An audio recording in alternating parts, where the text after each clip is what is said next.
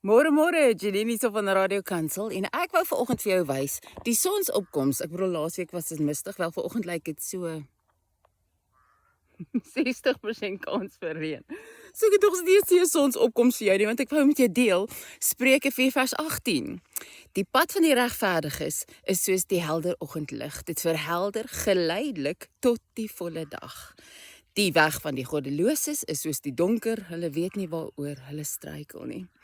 En as jy nou soos ek is en jy dink, ja Here, ek wonder hoe geleidelik is daai geleidelik, want dit voel nie asof ek regtig vorder nie. Kan ek vir jou sê, God se alwetendheid help baie. Hy het vir my hierdie dinge rukkie teruggewys. Goed, jy kyk na jouself en jy sê, Here, ek sukkel om te gee. Daar's daai mens, en hulle irriteer my, want hulle vra al ewig vir geld. En ek voor u weet ek, hier's nie blymoedige gewer hierso nie. Right. Sien nou die Here weet, dit gaan jou 418 keer vat, om voor die keuse te staan en te sê, nee, heng nee.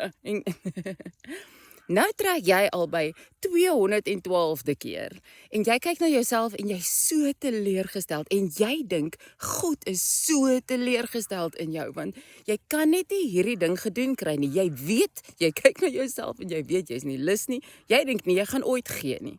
412de keer het jy lankal moed opgegee, maar die Here weet, elke een wat jy afhandel is een keer nader aan 420ste keer, wat jy kom voor daai mense en jy sê, Here, hier is wat u vir my gegee het, kom ek gee. En jy en die Here, 4.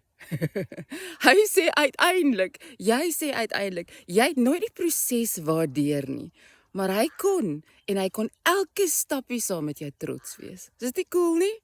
Nou maar toe, gepraat van trots wees, kom ons gaan hardloop.